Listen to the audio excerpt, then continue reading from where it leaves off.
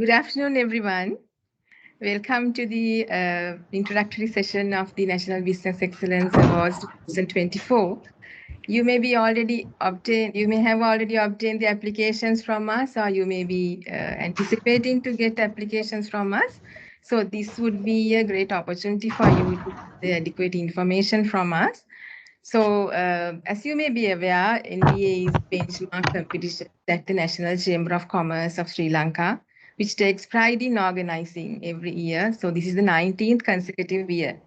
So on behalf of the National Chamber of Commerce of Sri Lanka, I would cordially invite our guest speakers today for the session, Mr. Sunil Vijay Singha, the chairman of the panel of judges NBEA 2024, and Mr. Sanath Fernando, chairman of the Technical and Financial Evaluation Committee for NBEA 2024. So if I'm to emphasize the objective of today's session is to provide you more guidance and clarity in filling up the application process in MBA.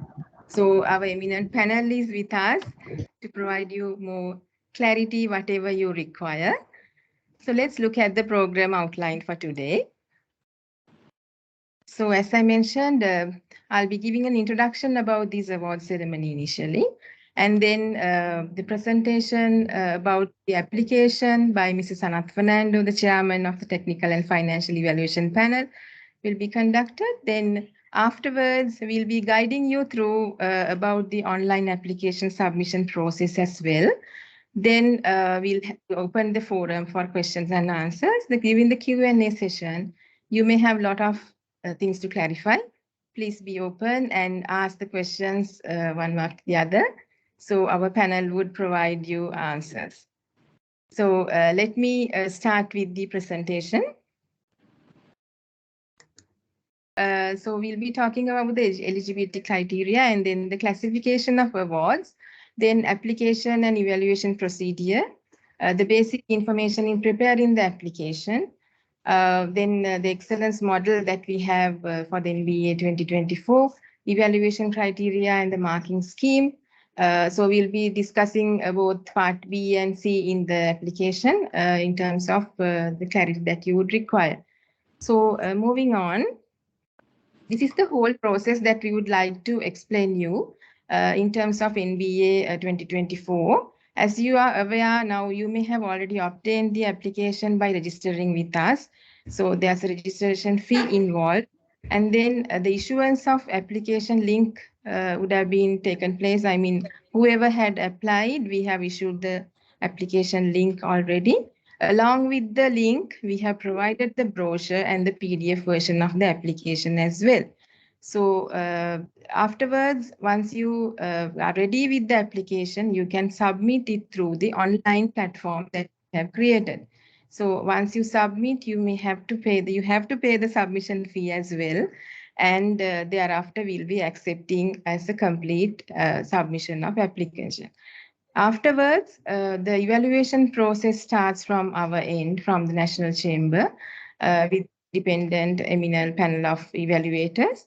So initially there will be a desk review to understand the screening process, whether you all have met all the requirements specified in the application.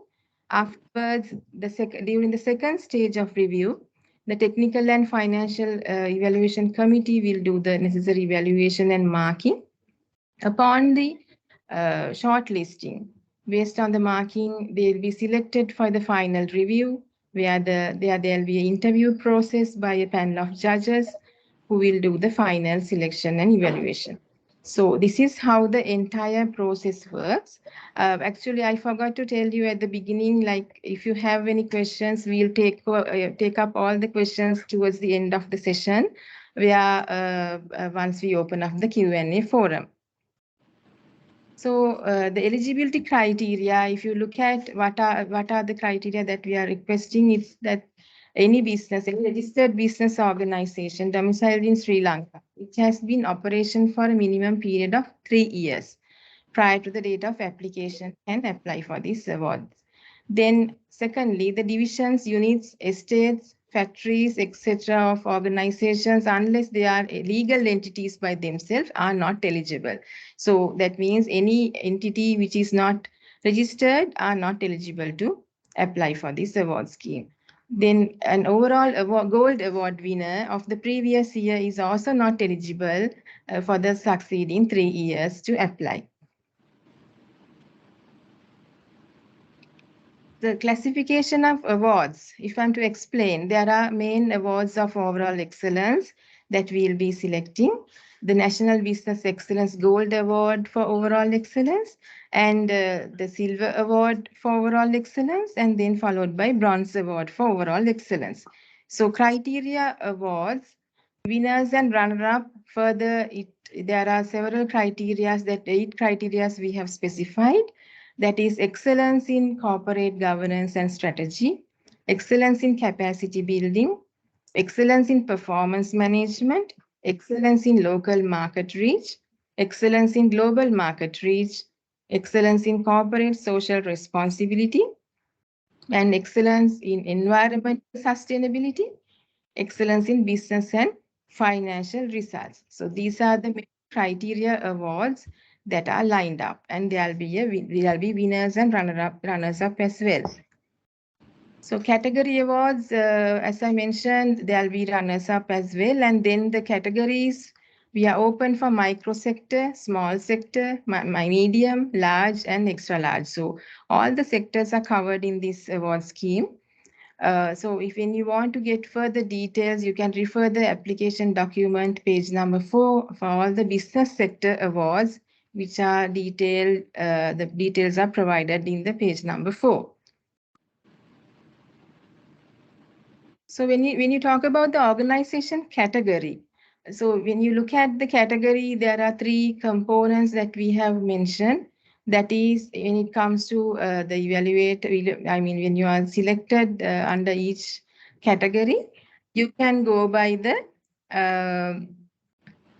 3 categories. That is number of full-time employees, total capital employed, and annual revenue. So if you look at the table, if any of the criteria falls into a higher category, that category will apply to the applicant. So if you are extra large, there should be full-time employees of 5,000 and above, and total capital employed should be 5 billion and over, and annual revenue has to be 10 billion and over. So likewise, it applies to all the organization categories as we have described in this table. So if you have any questions on this, you may raise during the Q&A. So I would like to hand over the presentation to Mr. Sanath Fernando, who is the chairman of the Technical and Evaluation Panel, who would describe all the criteria, the marking schemes in the application process. Thank you. Over to you, Mr. Sanath. Thank you, Secretary General. So let me quickly take you through various salient features of the application process, as well as the detailed information about the aspects that will be covered in the evaluation process. So as the Secretary General mentioned, that once the desk review is through, what that means is now there are various minimum documentation and various information that needs to be given as a part of the application. So there'll be a desk review that will be done to make sure that all conformity requirements have been provided by the applicant. Now, after that stage is through, then it moves into the most important in terms of technical review.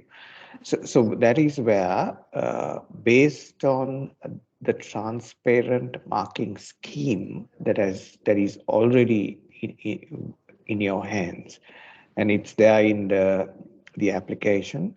The application details the aspects, the criteria, and the number of marks that are given for each area. So there is nothing hidden here.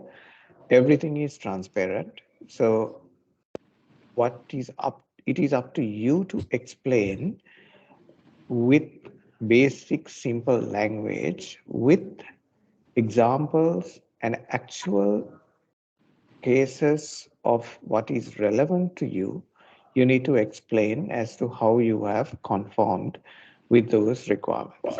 So that's where the technical review and the technical review panel will do the evaluation. And from there, what the next stage would be the judge's final review. So out of those who have top scorers of each award, there'll be a moderation that will take place by the chairman of the technical panel. And from there, it'll move into as recommendations for the judge's final review. And then it'll go into judges' decisions, and that is the final and the stage third review that will take place. So this, as far as these three tiers of review, this has been brought in uh, with the mind, with the rigor in mind, where you know all of you take a lot of trouble in completing this application, and you have demonstrated in all aspects and criteria about how your organizations would fit in to win an award based on the National Chamber's Business Excellence Award. And all of that means that the evaluation process also needs to have that rigor in that process. So that's the reason as to why it's going through three-tiered level of review, and that's how it is designed. Um, I also want to mention that in the technical review, those who would mark these applications, they have to, at the outset, they have to declare their independence from the company that is from the application that is being marked. For example, company A is applying for a particular award, and the person who's selected from the panel of first evaluators, technical evaluators, that party, that person has to sign off on a statement of independence to say that he or she does not have any bias, he or she does not have any other relationships with the applicant itself as the company is concerned. So that will make sure that it is transparent and it is also independent, and there are three layers of review, and that's what over the years National Chambers review of this Business Excellence Award had evolved, and it had brought to the highest levels of rigor that any award scheme would imagine to be available in the review process. Um, so, in terms of who's taking the final decisions, it's the chairman of the panel of judges that will be the deciding authority in terms of the evaluation. And we want to make sure that when you're applying and when you're explaining what you did in every aspect, every criteria of your application, um, just don't, apart from the text, the panel of judges or the technical panel would not expect any samples of those products at all, just to demonstrate whether you did it or not. So that is not acceptable. And please make sure that there is no undue influence being attempted on any of the panel of judges or the technical panel that could lead to a disqualification. In terms of the aspects, we have the general details being collected in the first part of the application. Then you also would have certain responses for the award criteria being taken in terms of texts and also as attachments into the electronic submission. And then also we have a particular section which is part C that takes into account the financial and business results of your organization that is applying for this award. So now there, in the part C, it is a must that you should have a certification by your auditor uh, to give the reliability of to the information that you are producing in terms of certain identified areas. There are the application is clear about to what sections should your auditor be providing a certification. It's not for all the aspects because there are so many write-ups around the marketing aspects as well as your awards, all of that. There is no requirement to provide any certification by the auditors other than wherever it is specified. So in terms of the financial and statistical information, that is where the certification is required. So it's described in the application itself, so you don't have to, if you require any clarity around that, you can check with the secretariat. You would also have this is a point of clarification. Now, some of the entities that apply for this award, your organization could have a financial year end that is ending in December. And if so, the financial details that you need to provide as the basis for your application should be based on December 22 year. That is the calendar year as audited by the statutory auditor of your entity. And if your entity is a March year end, then you should base all your financial and business results that are required in the application. You should give those details as relevant to the March 23 year end. So it's basically from March 22 to April 22 to March 23, 2023, that will be relevant if your year end is March. So, but if you might have an odd year end, we see in some cases, a few cases, very rare cases, there are different year ends. If so, please use this guidance. It should be something which has ended in December 22 or March 23, or it could be a little later than that, but it cannot go prior to December 22. So that's the criteria. And there is a statement of declaration required by the highest ranking executive, which is self-explanatory. So as the Secretary General explained, there are 7 criteria that will be evaluated, using the application. So the leadership aspects is an important aspect. Corporate governance and strategy will be also included, and capacity building is a very important area. That is capacity building not only your employees, it could be any other stakeholders too, just to make sure that you have an ongoing and a going concern entity for your organization.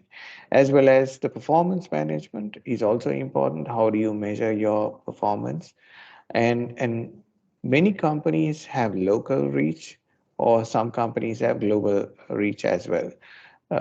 Depending on the markets that you serve, you could provide information about your local market reach or your global market reach.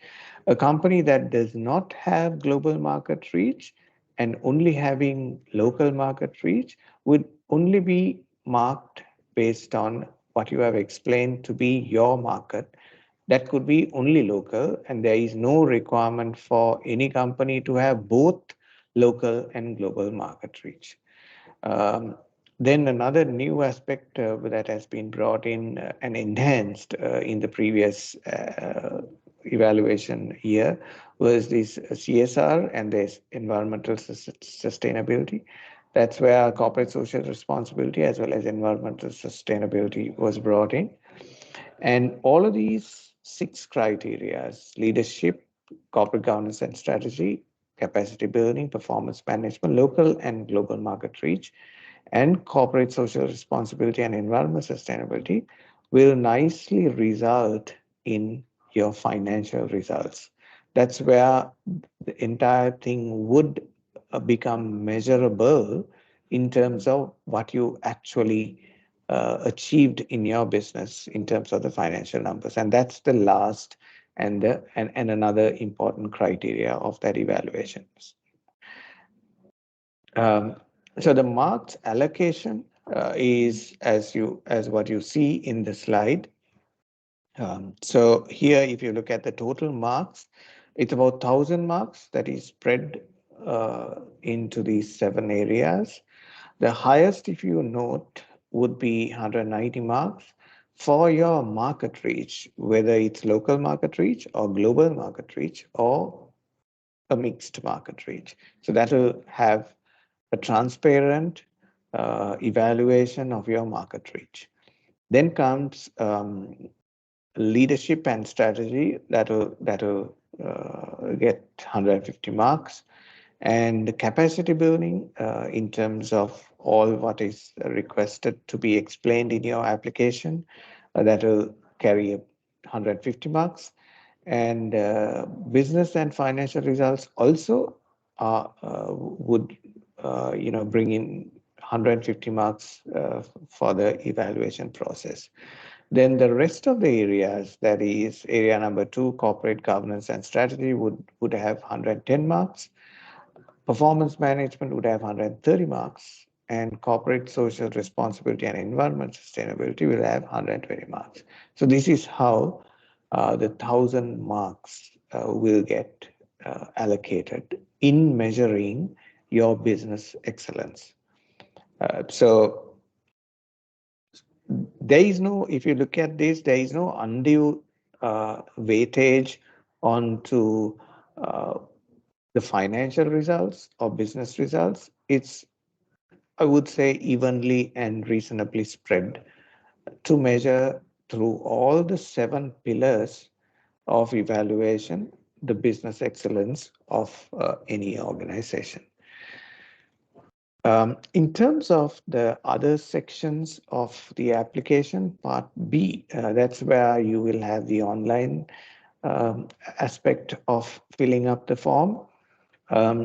Now, you would see it very transparently. The application would explain the number of marks that can be scored on a maximum basis for each aspect or each sub aspect or sub area of those evaluation criteria.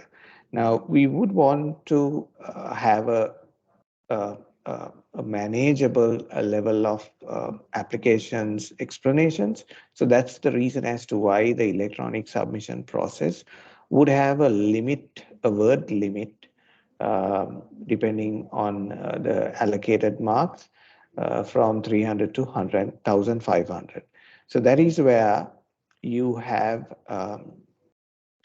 let's say, for example, a particular aspect application explains that you can get, let's say, 5 marks, which means don't spend anything more than 300 words to explain your response to that area. And you would not be also able to put in any text beyond the 300 word limit to an area that has about 5 marks being allocated on a maximum basis. So now this is just to make sure that you write your responses to the point, as opposed to giving theoretical aspects about various evaluation criteria. So that's where we have seen in the past, not all, but a few applicants usually they try to theoretically explain how important corporate social responsibility is without going into explaining what did you actually do? What did your organization actually do in terms of CSR? What this process of evaluation would only be interested in what you exactly did as opposed to the theoretical aspect. So don't write anything about theoretical aspects. To the point, please write what you really did with adequate amount of evidence as you can provide. And you can provide the relevant other attachments.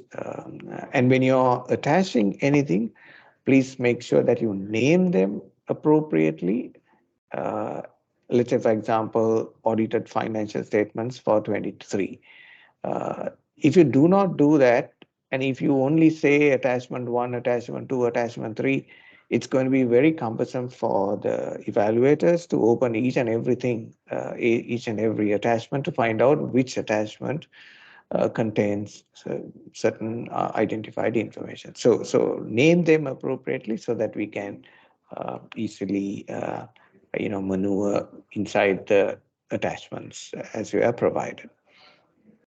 Then just trying to go into a little bit of details without taking too much of time, because I only have, I think, only about 3 minutes left in my allocated 20 minutes. So strategy and leadership, 150 marks. In these 7 areas, you would be able to score marks. Now, make sure that you explain how you achieve goals and what does your leadership do to achieve goals in these 7 areas. What is your purpose? What's your vision, mission, and values, the strategy? And how do you inspire your workforce? How do you inspire other stakeholders? And how do you bring about harmonious industrial relationships and other aspects of governance? And also the last point is that carries 30 marks is extremely important. That is where we ask you to explain how you adapted yourself and being resilient in the challenges that you faced in the recent past. We had the pandemic, and then some of you very quickly adapted to it and became resilient, as well as in the very recent past, last year, this year, we all of us are going through a very difficult economic scenario. So economics challenges are there with us, and then how did you adapt yourself to become resilient? Is what we want you to explain. Then, in terms of corporate governance aspect, uh, explain your structure of governance, and that will carry about 70 marks. Now, here, uh, we as the evaluators are very mindful that certain industries have, by compulsion, regulatory governance requirements. For example, if your company is a listed company, or if you're in a regulated environment like banks, financial services, the regulators require certain minimum governance aspects to be complied with. Now, that those may not be relevant to private entities, but here the marks allocation will not be from. Now, if you're a private company, we are aware that you might not have all these best practices as relevant to a listed company set up in your company. In other words, we would not look for all those complex regulatory requirements being complied with in a private company. We would only look at what is relevant for a private company, and then the allocation of 40 marks would be done in that way. So do not worry whether your company is a listed company or an not a regulated company.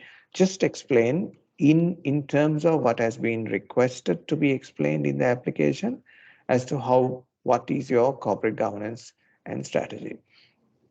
In terms of capacity building, that will have 150 marks. The innovation aspect of it, the product innovation, service innovation, what did you do? How do you do innovation and then what's your R&D expense as a percentage of revenue? And uh, various new investments that you have made in making sure that your processes are benchmarked against best practices as to how did you expand your capacity and how did you improve your processes, and in terms of your people of your organization, how do you develop unskilled people, and how do you keep them motivated, inspired accordingly, and how do you get them to participate positively into the affairs of the organization. Now these are standard aspects of a better managed uh, entities excellence in capacity building. So explain what you exactly do without trying to explain theoretical aspects. Um, in terms of the performance management, where you would have 130 marks, the budgeting process, how do you do it? Your various internal management systems of information that you have in making sure that your governance, people at governance are informed about what's going on in the organization, and how do they how are they enabled to be progressively take decisions in terms of information that has been circulated at the right level. How do you do that? What's your MIS system? And how do you perform, how do you evaluate individuals is also something which you might want to explain. um, in terms of the global and local market reach, which carries the highest number in terms of marks in the criteria, that's where the application explains one by one what are we looking for. Uh, Describe how did you make sure that your product is superior? How did you outperform the others?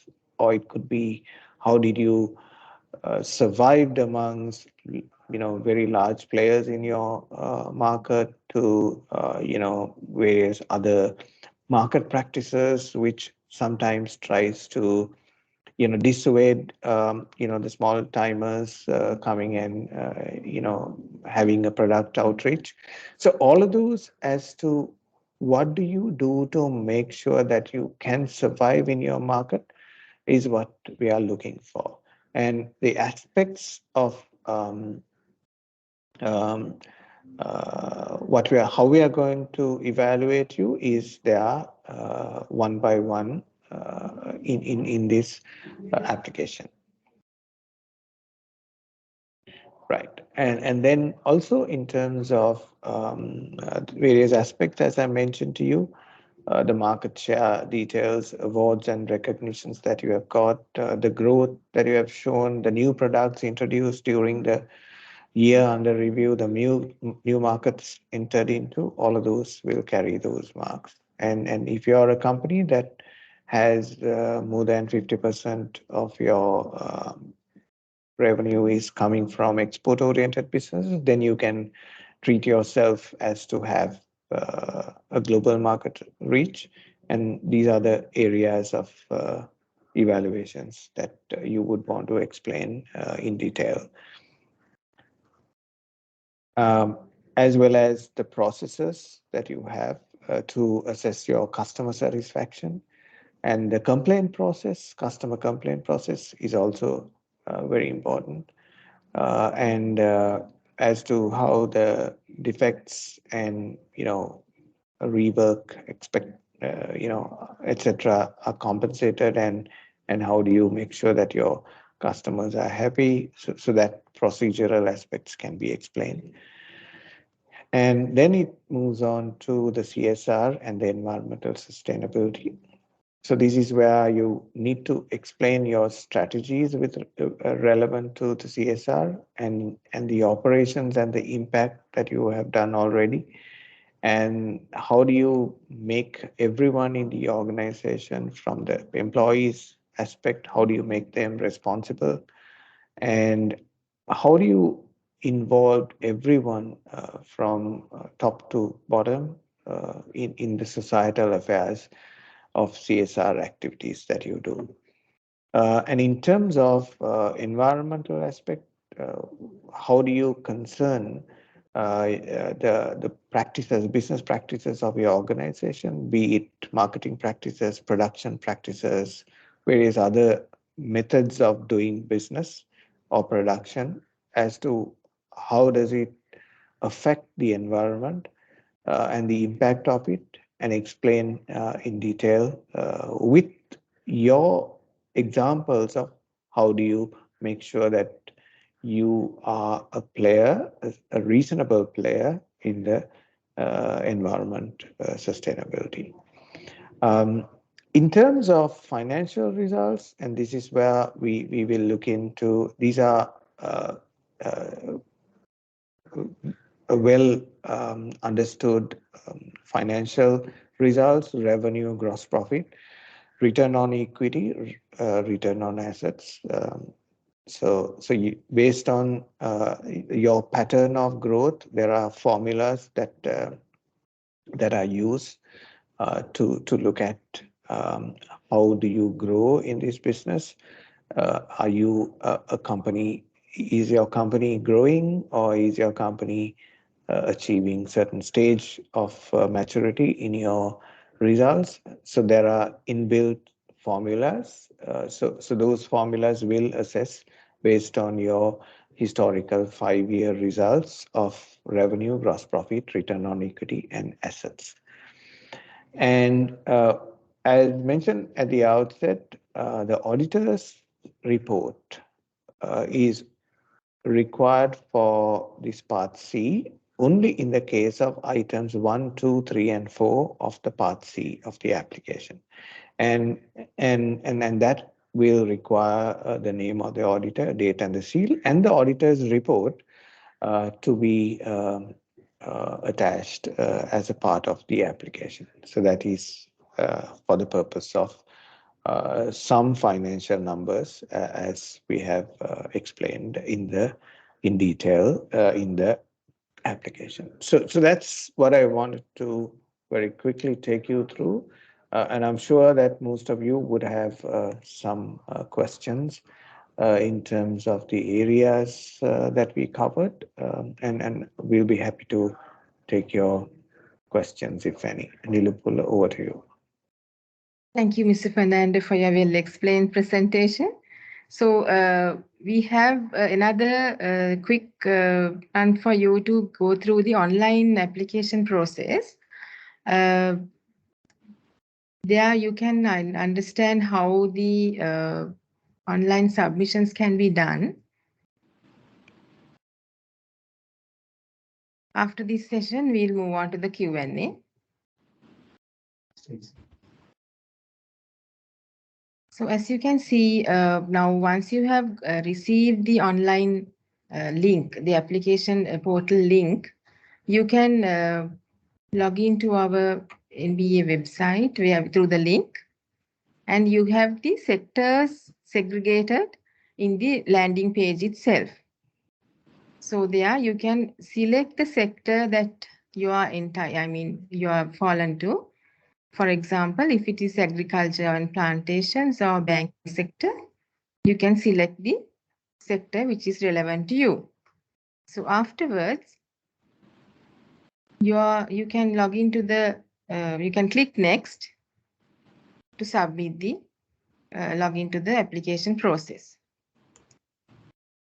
So there you will get the PDF version of the application as well for you to view once again. Anyway, when we are sending the link itself, we are sending the PDF version for you to review, because when you are to fill up the application in the online portal, you should have gathered all the information in place. So that's why we are providing the PDF version as well.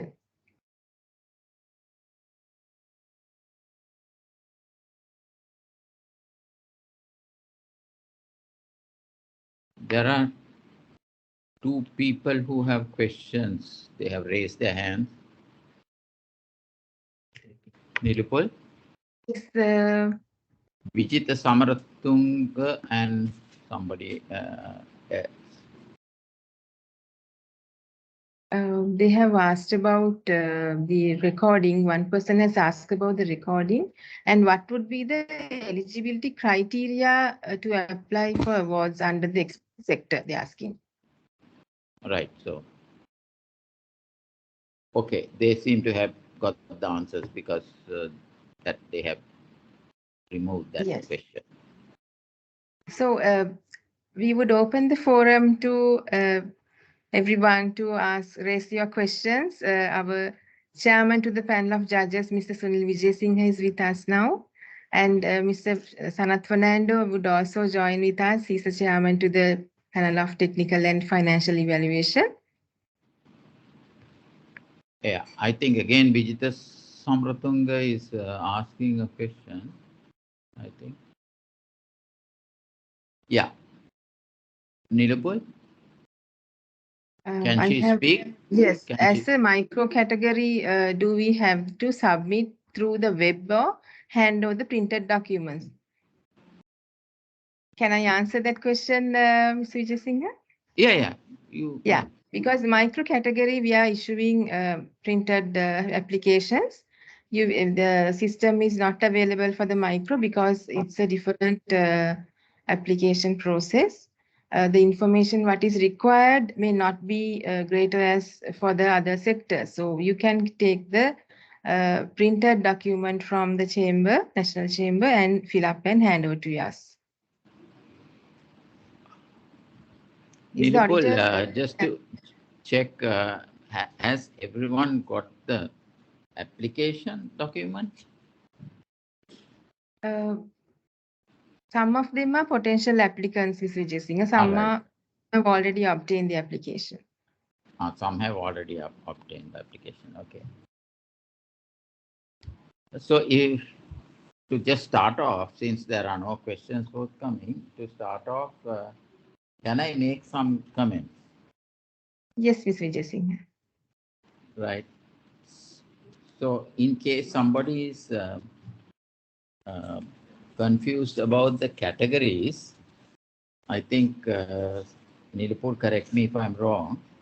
Yes. So, for example, if you say large category, if your company, one of these, whether a full number of full-time employees or capital employed or annual revenue, if one of these falls into the large category, then you will apply as large category, right? Yes. Whichever is higher. Yeah, it's not necessary that all three are satisfied, but at least one is higher. Yeah. One is, if one is fulfilled, then it is that category, right? Yeah. Right. Then the some comments based on the judging process we have gone through in the last several years. One of the biggest problems we have had is the statement and declaration by the highest ranking executive. Because in many cases, we get a description of the company. That's not what we are looking for. We need some background of the company, all right, but we want you to make a claim that for these reasons, we are the best, we are excellent, and therefore you should give us the award. That is what we are expecting. So if you just say we manufacture this and that, and we have a revenue of this and so on, that is not going to convince anybody that you are an excellent company. But if you say that our product is excellent, we have got therefore ISO certification, we have got and so many awards, we have our customer base has grown, and therefore one reason that we are excellent, or our staff is very satisfied because we look after the staff very well. We have had no strikes. We have won several years the various competitions regarding to the staff, and we conduct staff satisfaction surveys, and it's one of the highest. Therefore, we are excellent in that also. And we have done this for the environment, and we got this recognition and so on. So we are an excellent company. So you have to prove that you are an excellent company because of certain new or innovative or outstanding and excellent things you have done. So that is why we are saying, because if the CEO cannot make out a case that the company is excellent, then the judges will wonder why, why are we even considering this application. So that is one point. That's very important. Many of the, we haven't still got hold of this exercise, and many of the statements by the highest ranking executive, it falls short of this. That's why we say, I consider our organization to be an excellent organization because, and you have to say that. Then in the case of the evaluation schemes, I think vision, mission, and values and so on are clear. Strategy is clear. How the organization's overall and specific performance is reviewed, I suppose it is clear. But one thing I want to explain is existence of visual display systems, because we are promoting that so that everybody gets to know the growth or the decline in terms of productivity, quality, safety, morale, cost, and so on. So if you have a lot of charts in your organization which are very visible, then everybody can see the results. How the leadership inspires the workforce, again, we are very keen that the CEO must talk to the workforce, inspire them all the time, and it shouldn't be just left to the head of HR. And even in the case of industrial relations, that's how we say, the even discussions with unions and consultative committees, don't just delegate it only to the HR head, but it's better if the CEO himself meets with the unions as much as possible, may not be all the time, so that the CEO gets first-hand information about the feelings and the aspirations, and perhaps gets to know grievances that people have so that they can be addressed. So, so this whole questionnaire has been designed in terms of best practices. That's why we are asking this. If you don't have these practices, we are suggesting that you adopt, but don't think that we are prescribing this. We are not prescribing. If you have something alternative, that's good. Then, yeah, you have to prove, even in the case of whether you have meritocracy, that is on other aspects of governance, and so on. Then about COVID, I think Sanat explained that well.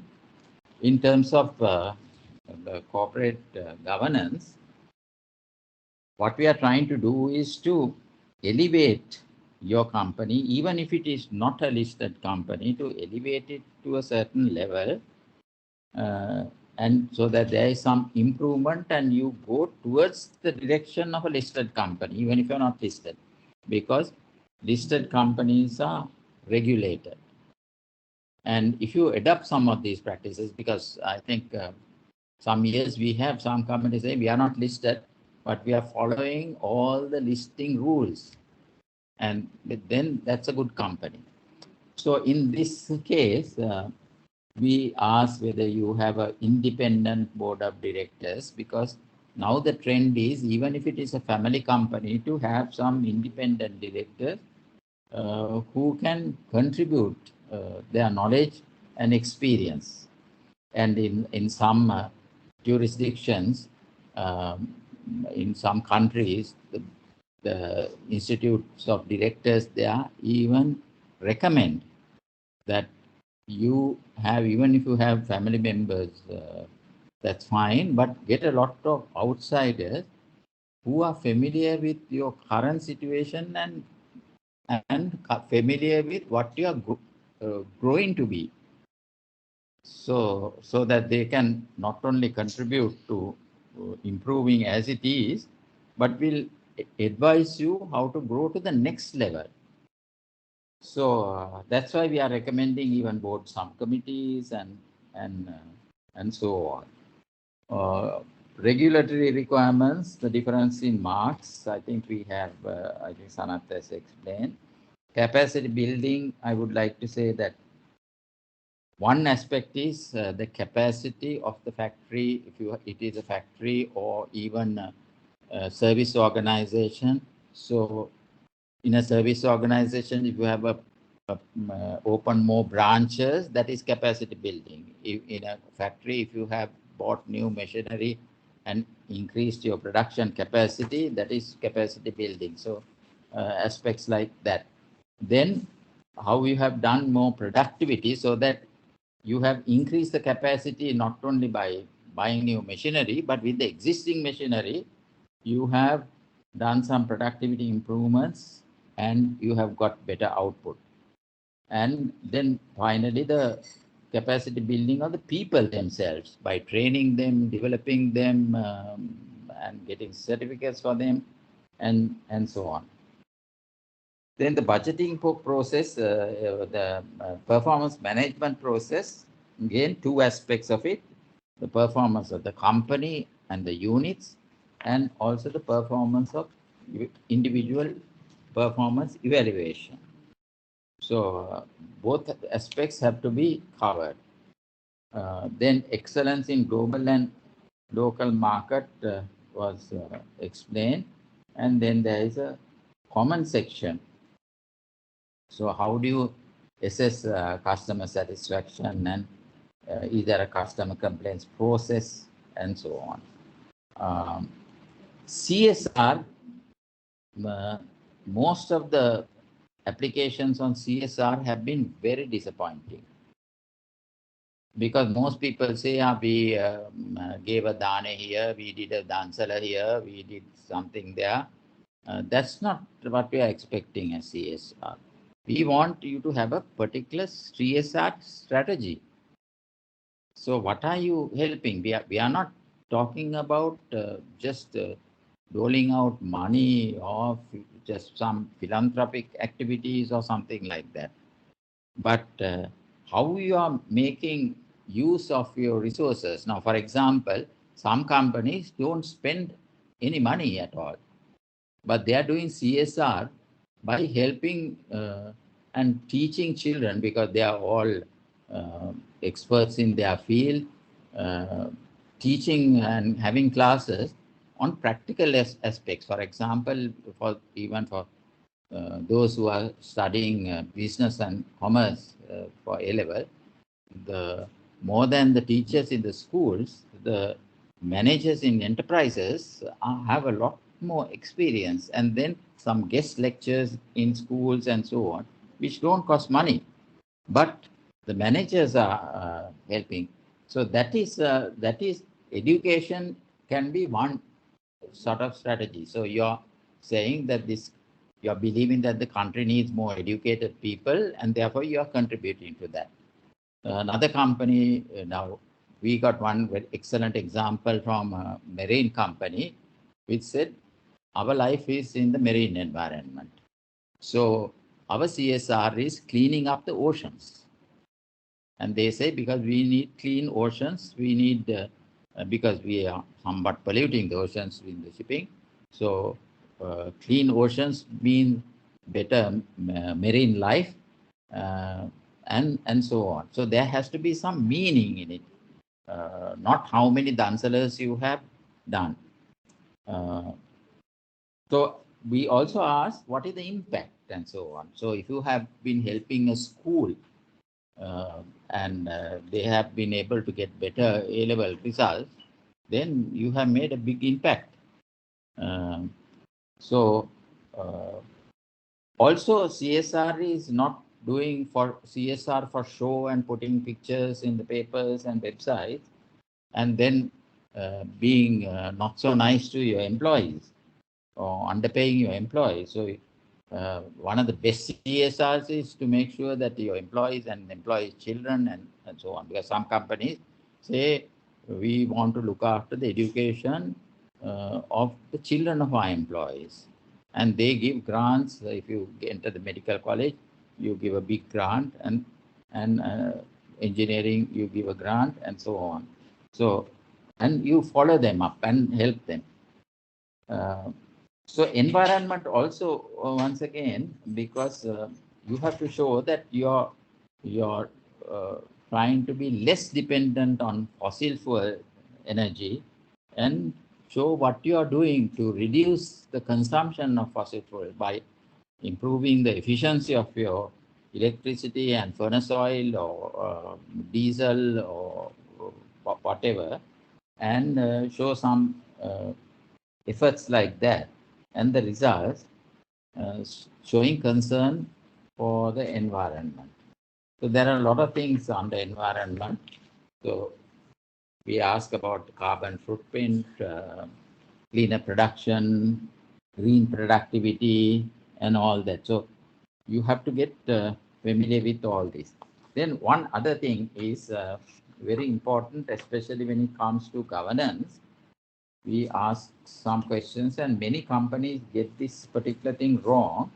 That is because they don't check with their company secretaries. Company secretary has to be consulted when filling the form, whether you have your internal secretaries or external secretaries. Now, these are not relevant to the micro sector, but there was one company who is a company. It's a private company, registered private limited liability company, but they call certain people directors. And we ask them, okay, can you prove with the there is a particular type of form which has to be filled when a director is appointed. And they claim that they don't have that form, they didn't register. So that was a huge lapse on their part. So they didn't even know that they had to be registered. So that sort of thing can be avoided if you get your company secretary also to go through this application.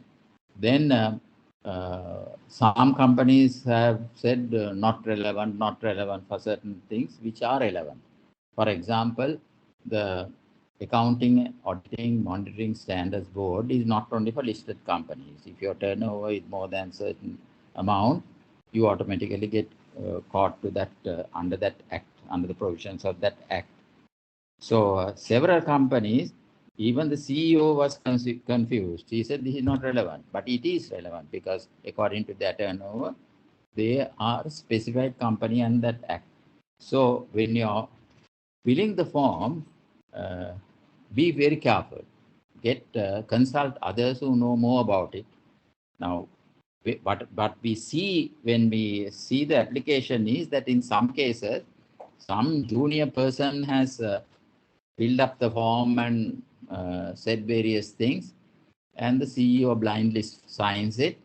And when it comes to the interview, there is a discrepancy on what the CEO says and what the application says. Now that gives a very bad reflection on the applicant company. So make sure that that the CEO at least glances through an important areas before he signs the form. Okay, so that is some of the things to start with. So now the floor is yours. Any questions? Because I think it's good for you to get all your clarifications sorted out before you log off. Thank you, Ms. Vijay Singh. There are a few questions which has come through the chat. Some of it we already responded, which are like which we could manage within ourselves. So there's a question in terms of financial auditors' opinion. They are saying financial year 22-23 is not available. Can we submit the financial year 21-22 financials along with Part C certified by auditor? Sanath, I don't think that's accepted, no? Yes, agree with you, Mr. Vijay Singh. So all companies has a statutory timeline within which your audited financial statement should be available. So that's the reason as to why we have made it 23 March. So if you don't have 23 March and we being in 24 January, means you're not compliant with those requirements. So if you can take necessary steps to get the auditor certification for 23 March financial year end, then you should be able to apply for this. Sanath, the statutory deadline for 31st March companies is end of September, right? That's correct, yes. Yeah, so if you have not submitted by end of September, you're in violation. Isn't that right, Sanath? Yeah, That's correct, yes. Yeah, so be careful because that itself makes it seem that you're not an excellent company, because if you're an excellent company, you would have submitted by the deadline given in the act, in the Companies Act, right? There's So, another question. Do we have to submit directors' details as of 31st March 23 or 31st December 23? I think Sanath already explained that everything you submit must be as at, if you're a March company, it should be as at 31st March 2023. Correct, Sanath? Yeah, I'd like to confirm that. If it's a I think- December company, all information for December 22. Yeah, there was, I think, one applicant who has raised his hand to ask the question. Mr. Vijitha Samaratunga, would you be able to put forward your question?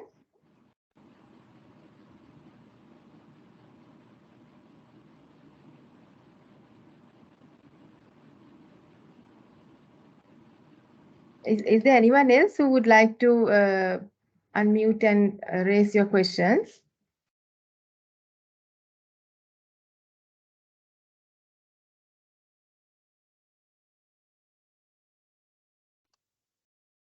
Hi, Nilpur. This is Gerard.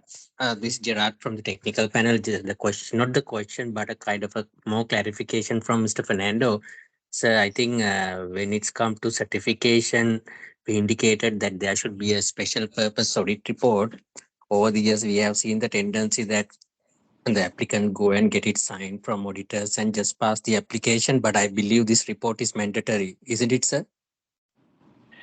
Yeah, thanks for raising that, Gerard. So what we mean by the auditor's certification for those required areas would be an auditor's report as required by the auditing standards of Sri Lanka. So which means it should be relevant for those areas of, I think there are about 5 areas. So the auditor has to say that what is appearing in the application is what has been audited and that it tallies with what has been audited. So that's the audit report that we require, and that's usually given in terms of a special purpose audit and an audit report. Yes, Thank agree, you. sir. Thank you. Yeah. Nilipul, I see some questions saying that manufacturing sector is not available in the online application. No, it is available. Have they checked before? Whoever had tried, it's available. All the sectors are available in the online platform. We can confirm that. If you have any query, please reach us through the contact numbers that we have provided. It's available. And there's another question. We are in manpower, security industry and handling the business in locally.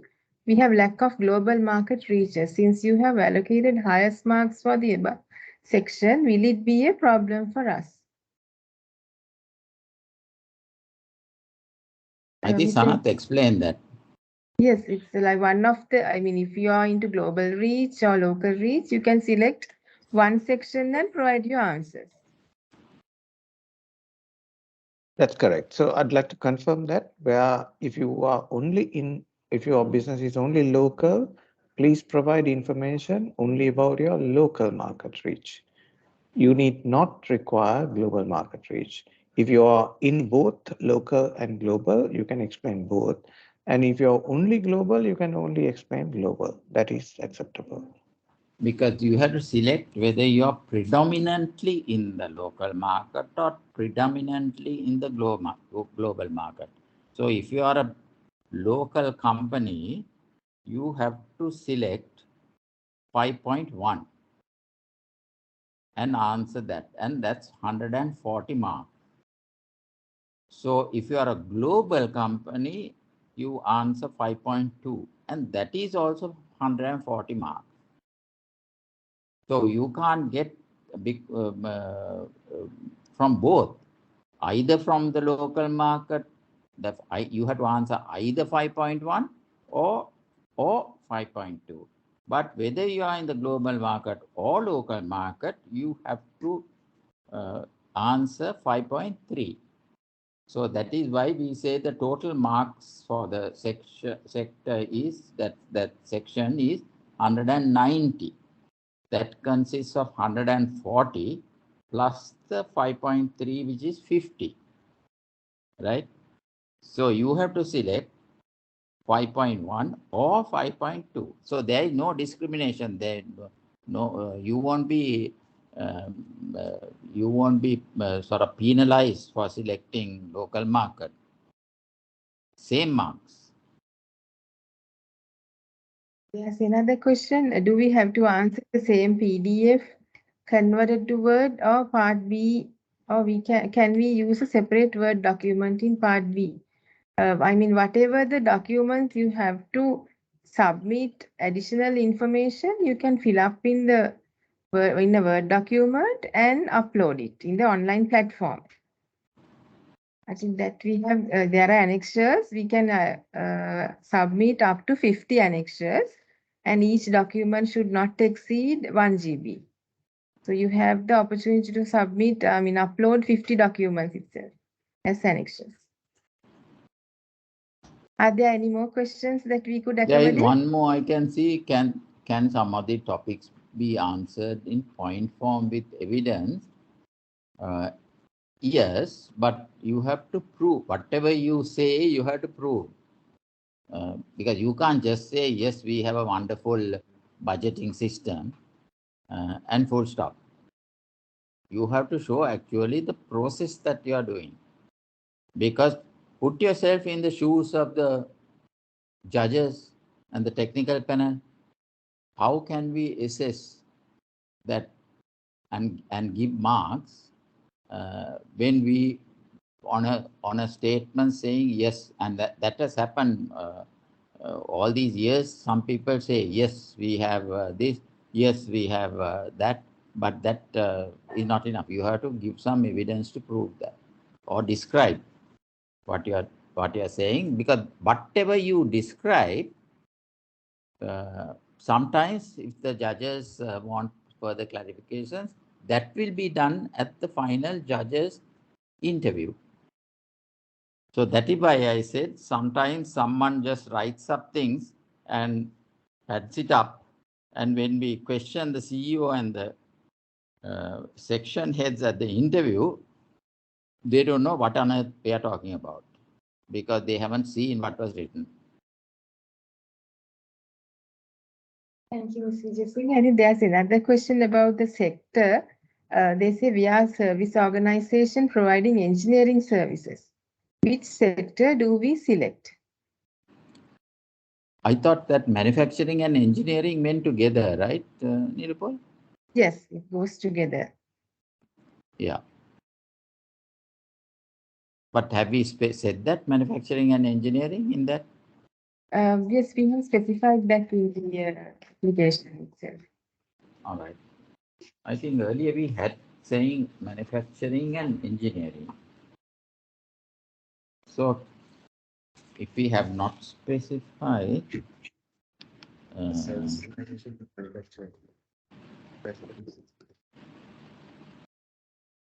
can we ask engineering people to apply under manufacturing? Yes, under manufacturing, there are several sectors, that is trade sector, engineering, food and beverage, apparel, textile and leather, chemical, ceramic and glass, and any other sectors, Yeah. or non-traditional. So there is engineering under the manufacturing sector. Yes, you can apply through engineering. So it comes under manufacturing. Yeah.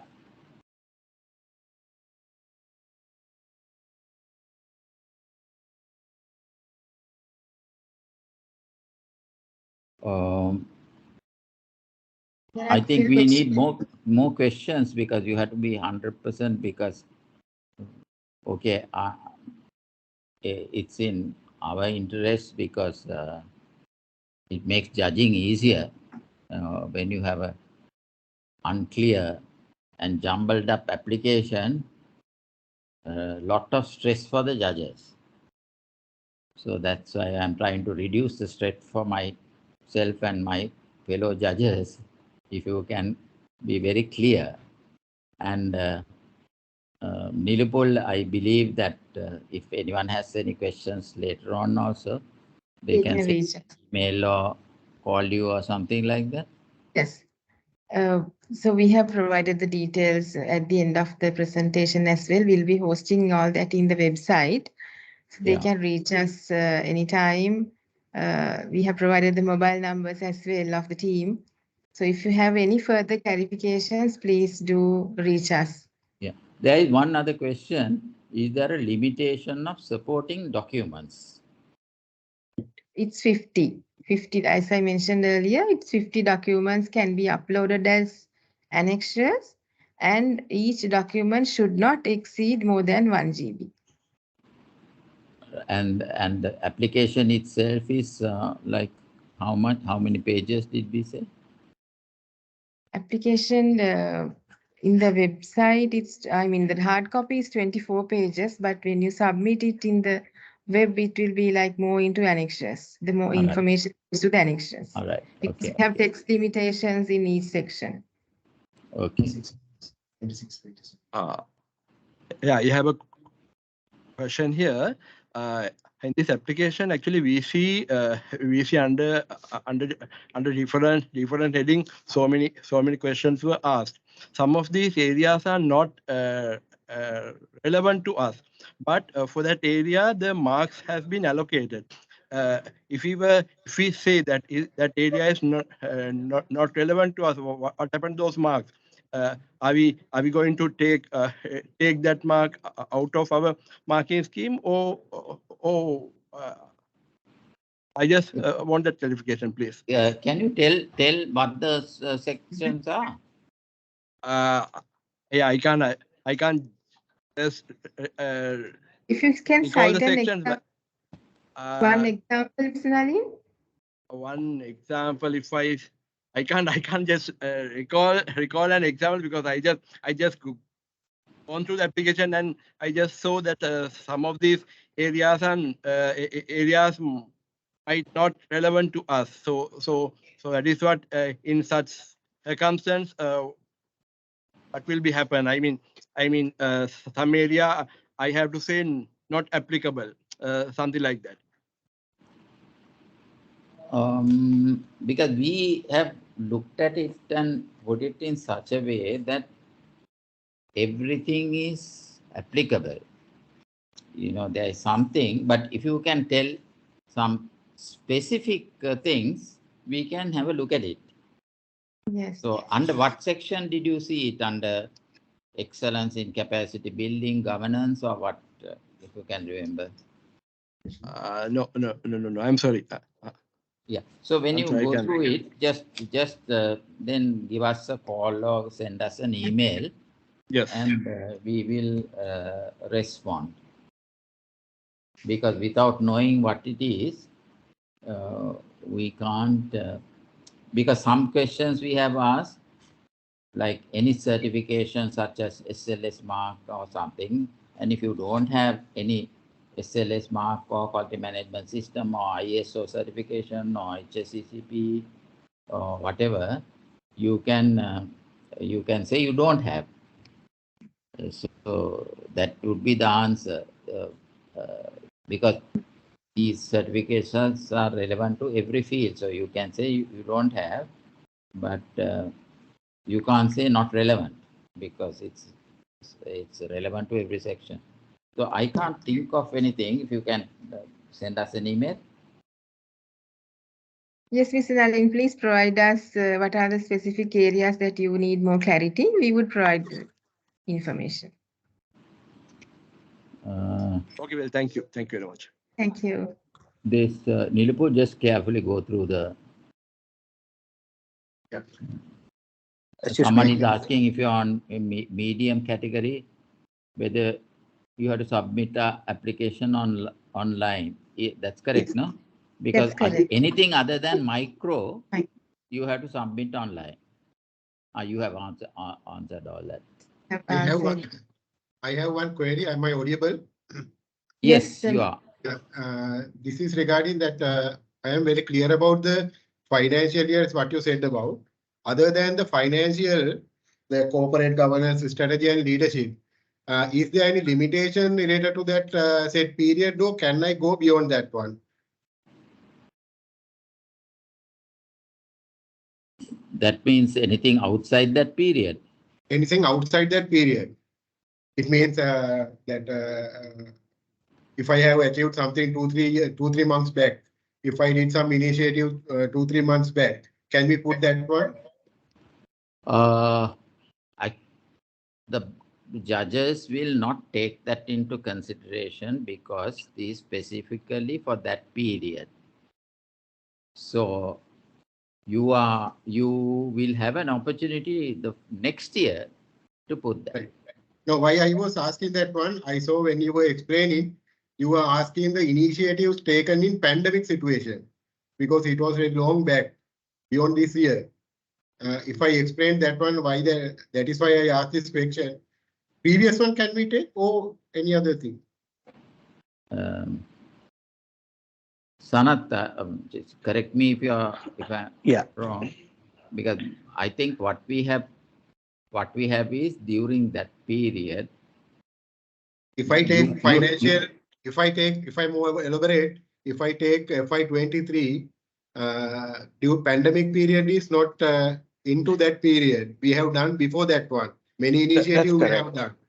So Yes, if we bring on those initiatives on board in FY23, is it applicable? So what we are trying to capture here is the 5 years ending including if it's a March company, 23 March, 5 years ending there. 5 years ending FY23. That's right. Correct. So now if you want to make a special, if you have a special achievement, but if it is after 23 March, please don't include that, because that is what is relevant for the next year's NBEA. But you can explain anything. I think you're referring to that adaptability in terms of the business excellence. So like we are in the current period, we have the challenge of economic uncertainty and challenges. You can explain about how adaptable you were in the midst of the current scenario, and then you can also cite a few cases of how you became resilient in the pandemic period. All of that is within the 5-year period, as we understand. And specifically in that last period, what the judges will look for is what are the lessons you have learned, which you have established as standard practices, right? Okay. So Understood. that anything in future, any pandemic or anything in future, you are more prepared, more protected, and your responses will be more effective. That is what we will look for. Understood.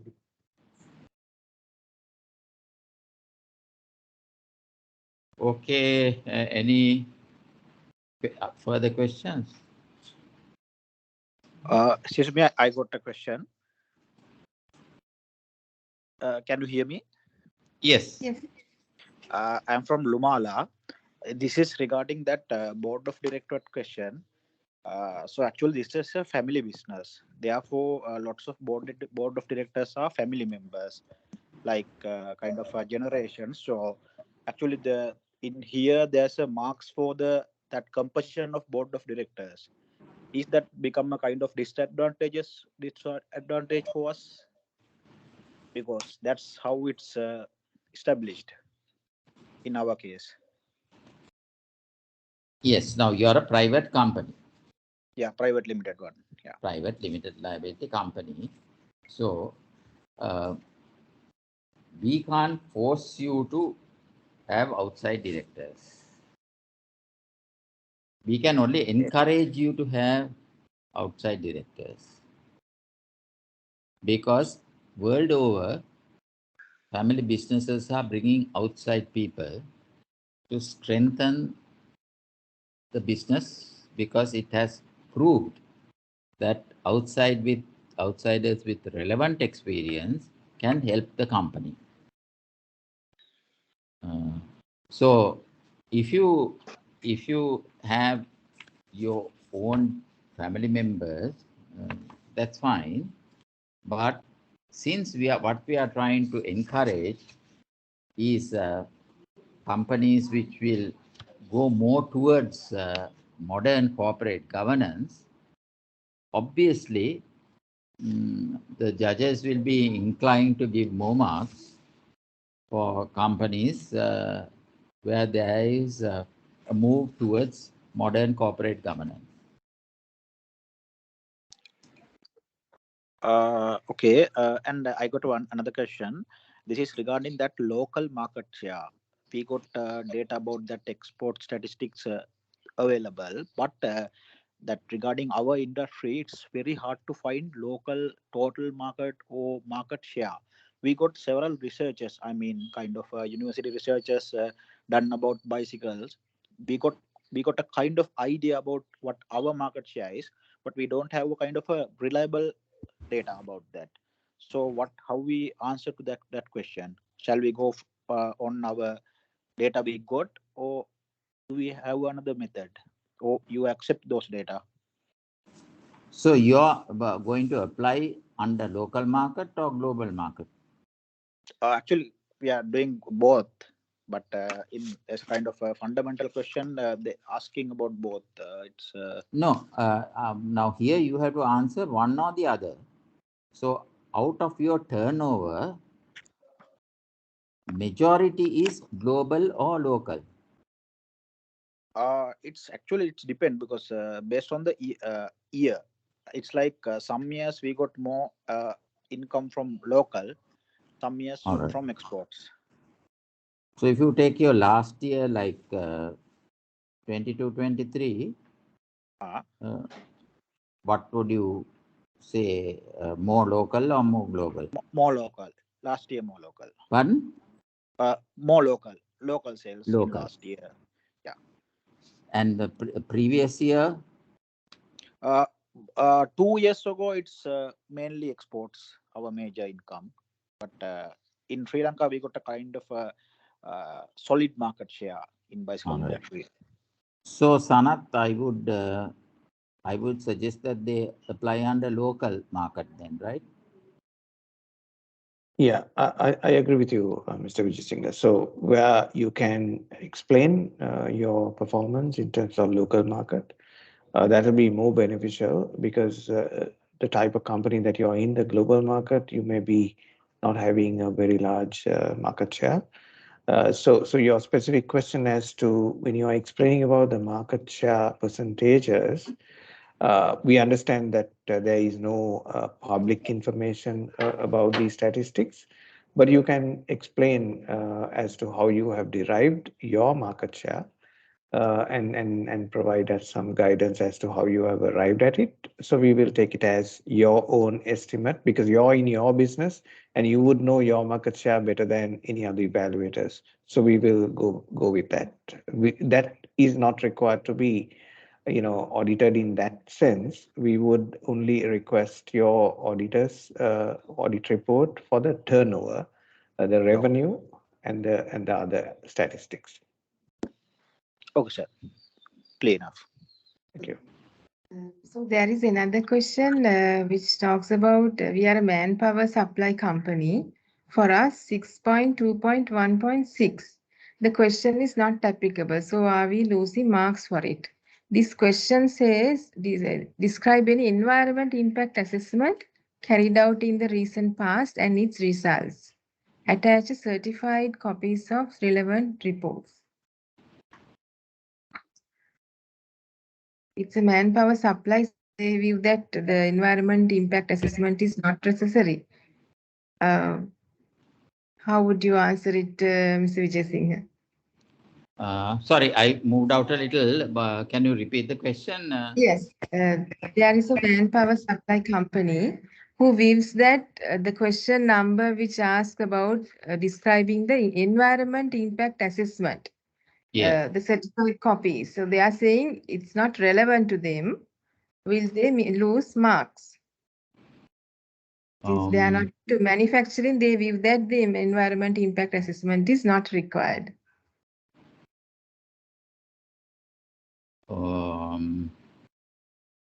Yeah, I'll have to think about it, how it can be. I mean, difficult for me to give a impromptu answer. Good evening, sir. Am I audible? I'm the one who asked that question. Actually, Yes. even 6.2.16, 6.2.17, and 1.8 also seems not applicable for us. So I just thankful if you can give us a kind of clarification over it. If it is not possible you to give a clarification right now, I'll send a separate mail to the contact details which you have given to us to get a clarification later. Yeah. So we will send you a reply to your question, Okay. Neelupol. Yes, Yeah. the other questions also talks about the environmental concerns about pollution and waste. Yeah. So I believe even if it's a manpower supply organization, in terms of your operations within the organization, you have a concern about the impact on the environment. Yeah, we have for the pollution and waste things, those can be controlled, but we are not going to get kind of environmental EIS. We don't do. That is because here it's asking attach the certified copies of the relevant reports. So we do have some controls over the pollutions and the waste, but not direct EIS. I'll have to I refresh my memory on some of the applications which we had received in the past and also need to do some thinking. So give us about a week or so, we will get back to you. Sure, thank you. I'll send a separate mail coordinate that. on this. Yes, sure. We Sure. will Thank you. try to separately on that. Thank you. And once again, asking about COVID, as we know, last year we didn't face COVID that much. Can we put information related to COVID within the previous year annual report? Yeah, I think we have to base it on what Sanath said. So same answer, I suppose. During last 5 years, whatever the activities they carried out, they can highlight. Yeah. So, but we will be looking for is, initiatives. What you experience, you did some innovative thing and did something. So to prevent that happening, what have you standardized according to your procedures? Okay. Are there any more questions? If we haven't answered any of your question, can you put raise hand option? No. So that means we have answered everything. So it's up to you, Nilupur. Yes, if you do not have any more questions, we can wrap up the session. And if you feel that you need to reach out us separately, please do. We are there to help you out in this process. The team National Chamber details are provided. So we'll be hosting this video as well for your reference once again. And I would like to thank Mr. Sunil Vijay Singha and Mrs. Sanath Fernando for your excellent explanation given on all the aspects that the applicants had, the questions, and the participants also for your interest and the time taken to attend this online seminar. And please do compete in this award ceremony, and I wish all of you best of luck. And thank you for joining once again. Yeah, did we answer that RFPL answer from a porcelain manufacturing company? So that is manufacturing, no? Yeah, porcelain comes under manufacturing. Yeah. Okay. Right. So, thank you very much once again, Mr. Vijay Singha. Mr. Sanath Fernando, do you have anything to say before we wrap up? No, I Thank think you. we are Yeah. okay. But since we want to make our objective is to develop the Sri Lankan industry to make it develop more and become more modern. Even private small companies, micro companies. So the questions that we ask may be a little tough, but that's the direction we want all the companies to go, because we are doing this for the benefit of the country, because all the countries which had award schemes like this have improved their companies and have been able to meet the competition, even global competition. So that is our desire as the National Chamber. So thank you. Thank you, everybody. Thank you, Mr. Vijay Singh, once again, and Mr. Sanath Fernando, over to you to make the final remarks. Thank you. So I think I saw at least 120 plus the number of participants at this session. 150 plus. 150 plus. So we would be expecting, a good participation this time, more than last year. So if you happen to complete your application prior to the deadline date, please do send it in. That will make the desk review a little bit easy. We don't have to wait till the last moment. So please do take some steps to send it a little early so that we can get back to you. And in the process of from today to the closing day, if you have any questions, please reach out to us and we will be able to clarify them accordingly. Thank you very much, Mr. Fernando. So have a pleasant evening, all of you. Thanks a lot for joining once again.